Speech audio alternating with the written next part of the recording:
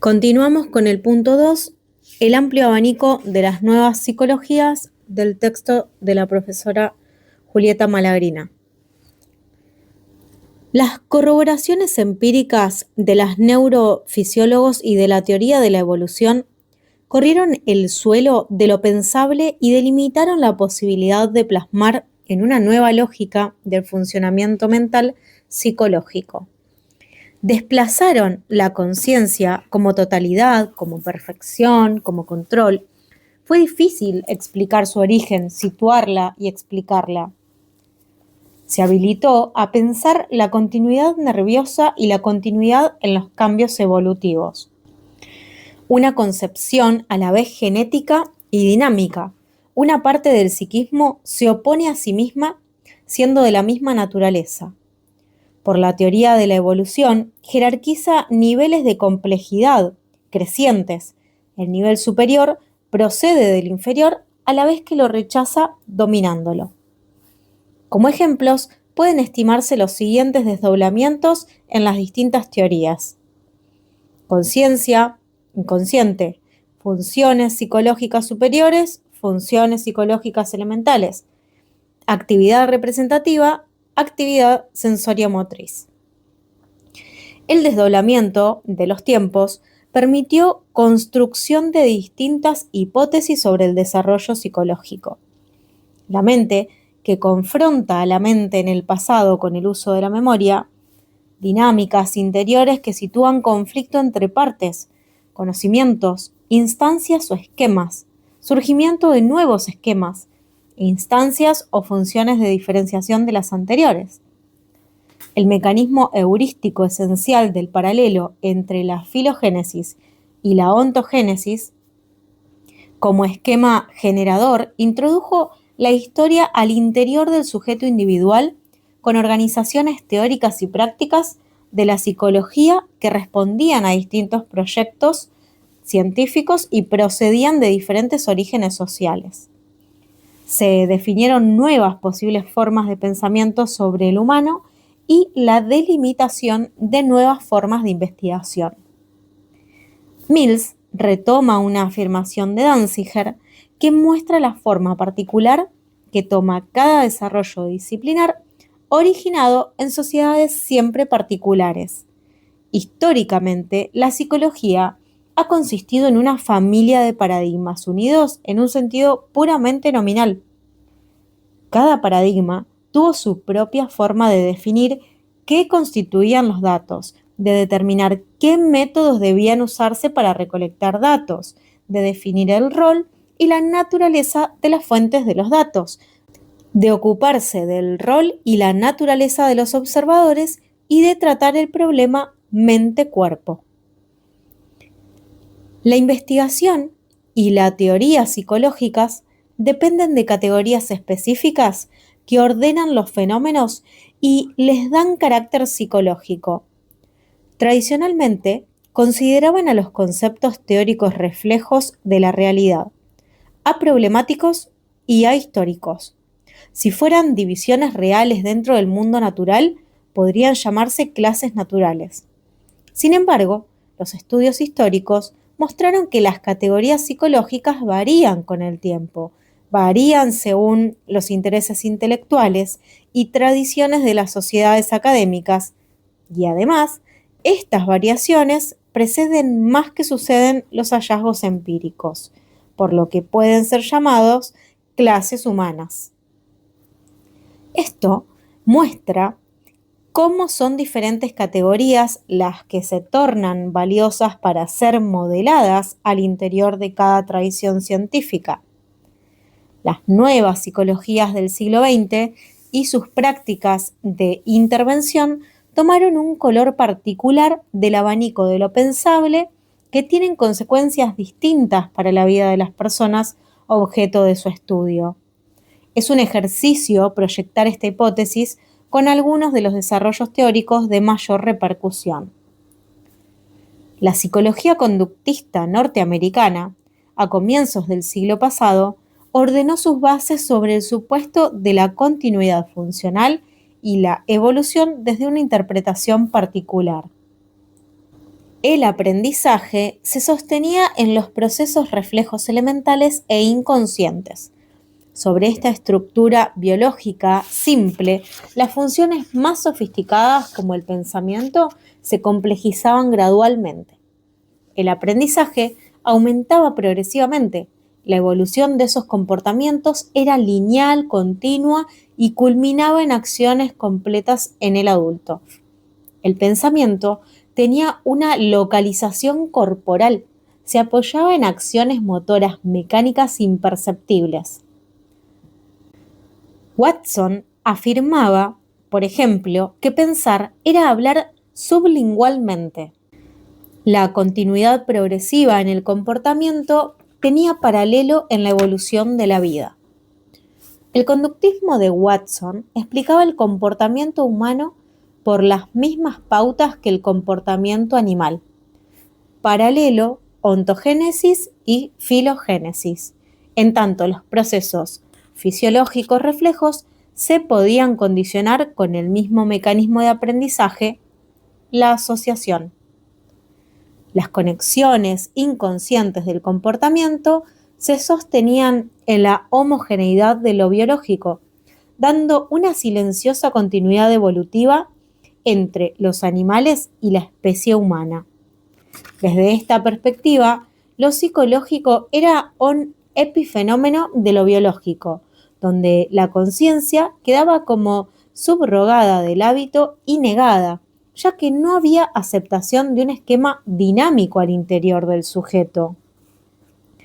Gauchet hace una pequeña mención a la teoría conductista. Afirma que el conductismo se sostiene como ciencia positiva desde el pragmatismo de establecer la verdad apelando a los hechos puramente físicos. Gauchet señala que el asociacionismo es una idea que se presenta como un hecho, una unidad de conexión sensoriomotriz con apoyo anatómico, con la tentación de la analogía.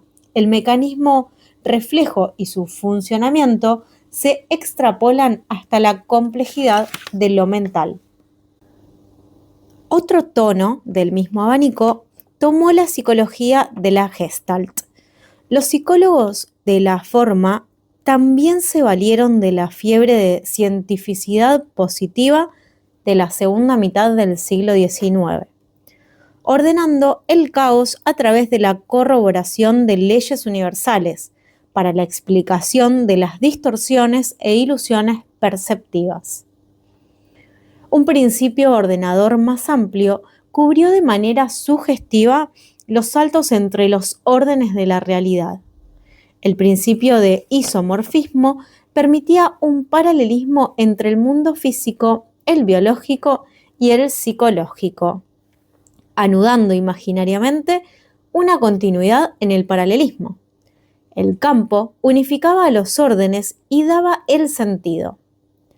Ash tiene una lectura político-social de este esfuerzo especulativo. Plantea que el desastre y la fragmentación de las grandes guerras llevaban a un panorama desalentador y desolador que solo podía sostenerse en Alemania con la ilusión de unificación ideológica y filosófica. El campo aunaba el paralelismo psico-biofísico. Heredó esta misión, dada por sentada por el principio ordenador del isomorfismo, principio que conducía a un holismo vital. Köhler y Kafka establecieron investigaciones que ponían de manifiesto la fuerza del campo sobre los procesos cognitivos, tanto en los monos como en el hombre. Suponían continuidad entre animales y humanos.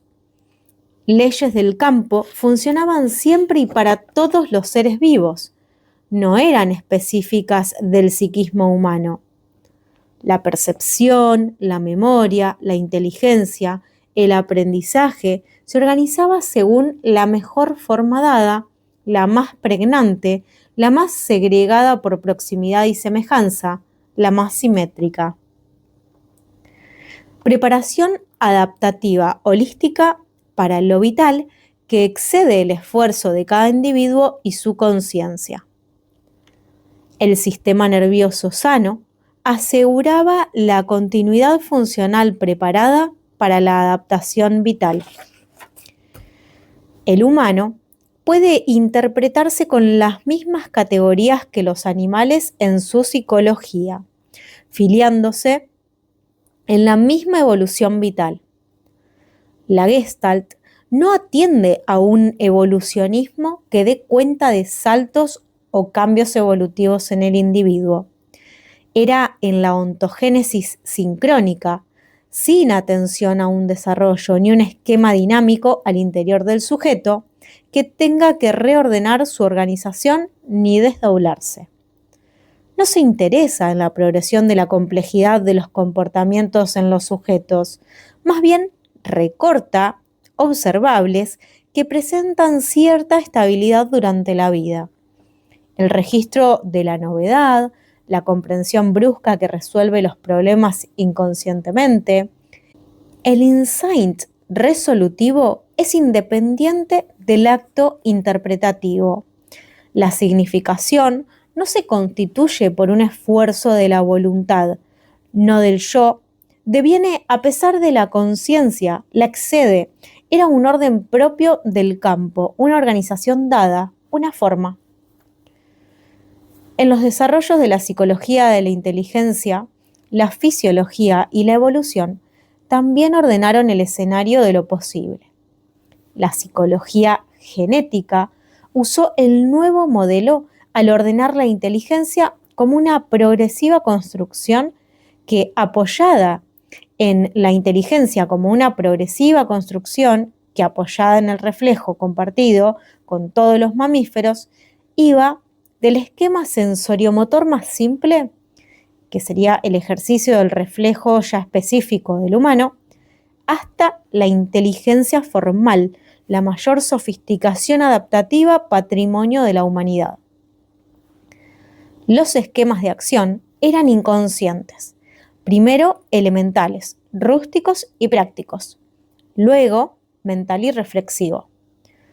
Respecto del vocabulario biológico utilizado por Piaget en su teoría, autores como Liliane Maury hicieron importantes observaciones. Piaget recopiló de experiencias anteriores, por ejemplo de Claparède y Binet, recortes experimentales o conceptos provenientes de la biología, como el concepto de asimilación, acomodación, adaptación, necesidad, equilibrio. La autora muestra los marcos de procedencia de algunos temas de los que se desprende diferenciándose la noción de conflicto o el lugar de la acción en el niño. Sin embargo, no destaca el uso que el concepto toma en la teoría de Piaget o la modificación que el autor hace del concepto. Piaget atribuyó a diferencia del conductismo y la Gestalt una diferencia cualitativa en la construcción humana. Plantea un carácter exclusivamente psicológico, dando cuenta de un salto no continuo cualitativamente distinto entre animales y personas. Una mutación evolutiva radical que modifica la interpretación del funcionamiento del comportamiento. Debe interpretarse desde el sentido que el sujeto da a su acción, aunque pase mucho tiempo para que intervenga la conciencia en ella. La acción tiene sentido tempranamente, sabe de su acción sin intención y sin conciencia, ya que la misma es tardía. Las acciones pueden evolucionar mejorando, porque la asimilación psíquica guarda la memoria de la experiencia, generando un desenvolvimiento del sujeto abarcando cada vez más mundo. Las estructuras de conocimiento progresan reorganizándose de asaltos heterogéneos, promovidos desde los mecanismos funcionales psicológicos de asimilación y acomodación, Los saltos estructurales precisan de una teoría dinámica, un conflicto al interior del sujeto que confronta las interacciones conocidas con las nuevas y potencia el desarrollo intelectual, dando por resultado de esa operación un aprendizaje sobre el mundo y sobre sí. Podría estimarse un paralelo entre el esfuerzo del niño por acceder a una reflexión descentrada del egocentrismo elemental de origen, ontogenia, y la acumulación de saber de la especie que parte para Piaget de rusticidad sensoriomotriz para superarse y constituirse en saberes de la complejidad de la ciencia, filogenia. Vygotsky combate una reflexología rusa que pauta la psicología como una parte de la biología reglada por el mecanismo reflejo y su proyección. Se diferencia tajante y claramente de esta perspectiva fisiológica refleja, donde la conciencia no tiene sentido.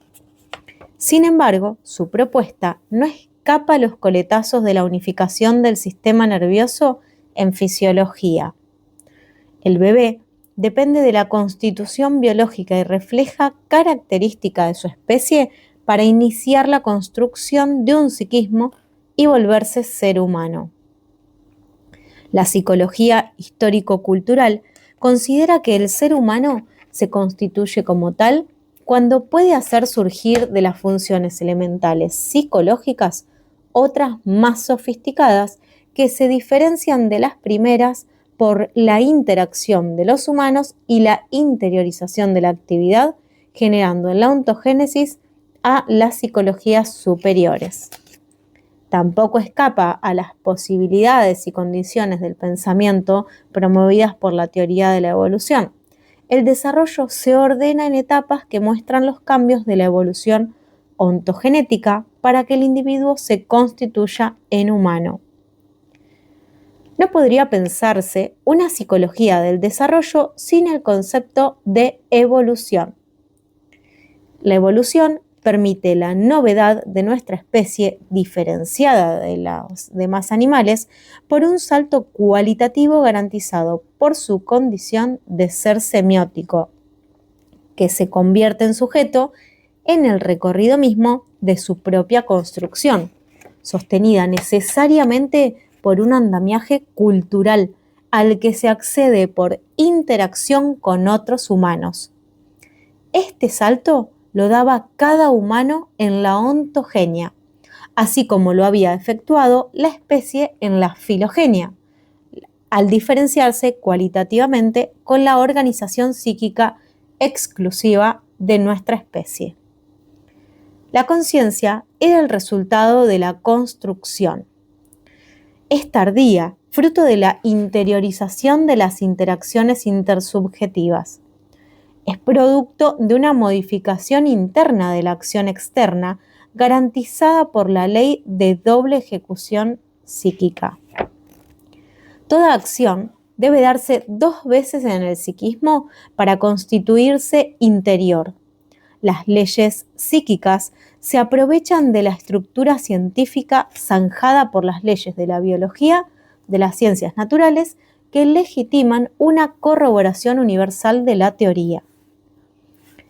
Castorina insiste que debe considerarse el proyecto que el autor tiene para su producción para revisar históricamente una psicología. Entonces, el contexto de producción que el autor tiene se vuelve fundamental. Vygotsky situó el desarrollo evolutivo en la interacción intersubjetiva que se interioriza para construir al sujeto y centró en el aprendizaje la dirección del desarrollo.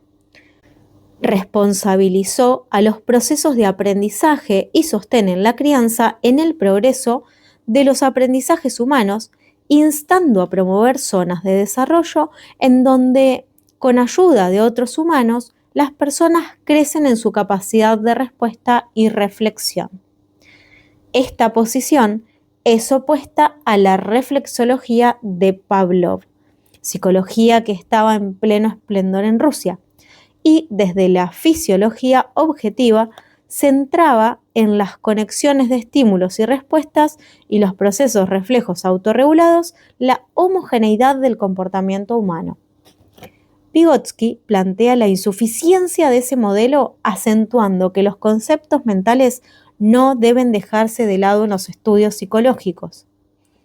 El psicoanálisis parte de la identificación de una energía corporal responsable de registros sensoriales de placer o displacer que pueden inscribirse, tomar valor y desenvolverse en ausencia de la voluntad del sujeto y su conciencia.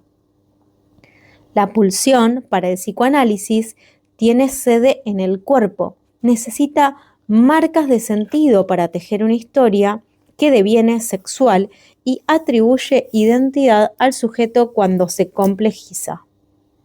Gladys Swain recorre la historia de la psicoterapia en busca de la originalidad del psicoanálisis. Muestra, como Gauchet, que la teoría psicoanalítica debe a sus antecesores interesados en temas concernientes al sufrimiento mental, a las enfermedades neurológicas, a los fenómenos neuróticos, a los métodos experimentales, para tener influencia en la psiquis como la persuasión, la sugestión y la hipnosis. Sin embargo, Swain afirma que el aporte original de la teoría freudiana no fue la noción de inconsciente ni el uso de la sugestión y la persuasión para la cura. Todos estos métodos y conceptos estuvieron presentes en las preocupaciones y pujas de la comunidad científica, de los neurólogos y los médicos psiquiatras con los que Freud se formó. Su originalidad estuvo en la manera de dar lugar a estos términos en su teoría y su práctica. Danziger diría: la forma en la que se pone en discurso las categorías y los intereses intelectuales que dan cuenta de prácticas concretas. Freud apuesta a la palabra como representante portadora de los sentidos inscriptos en la historia del sujeto.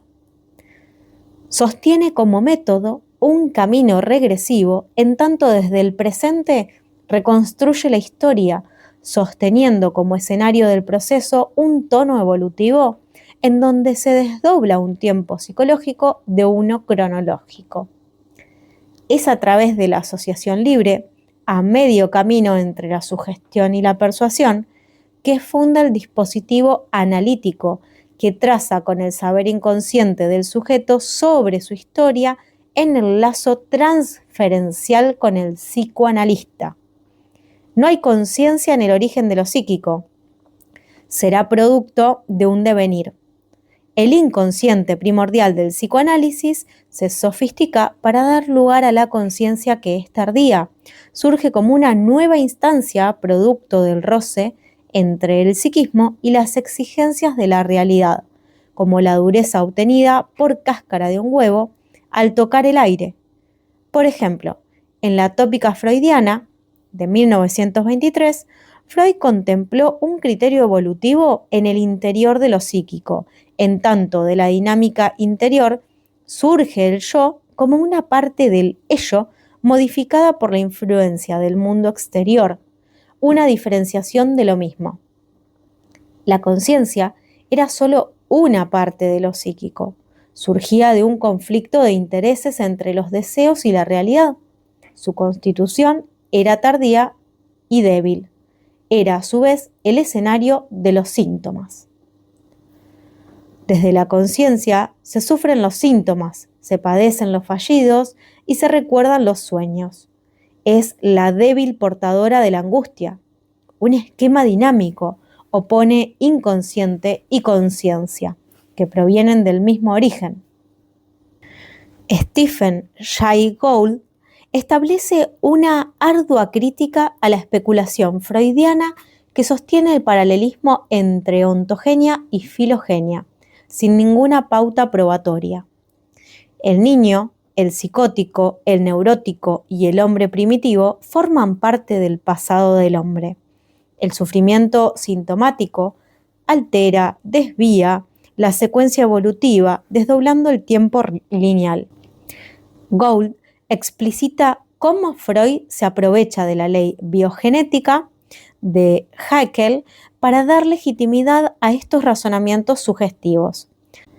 La ontogenia reproduce abreviadamente los pasos que la filogenia tuvo que dar en la evolución para constituir la especie. La importancia del determinismo se observa en la presencia del pasado en los síntomas actuales padecidos por el sujeto. El sufrimiento mental es la historia de las marcas afectivas que entretejen una trama invisible pero eficaz de relaciones entre la memoria inconsciente, la sexualidad y la infancia. El pasado es invisible a la vez que presente. Si bien Gould se detiene en poner de manifiesto determinismo freudiano, plasmado en la repetición del pasado en el sufrimiento del síntoma, descuida otra particularidad que también está posibilitada por el mismo evolucionismo como suelo de lo pensable, a saber, la posibilidad de cambio. La teoría freudiana organiza su esfuerzo productivo como teoría, al orientarse a una práctica que se concentra en promover con el dispositivo analítico una intervención en el dolor psíquico, la mutación del sufrimiento y con ello el progreso terapéutico.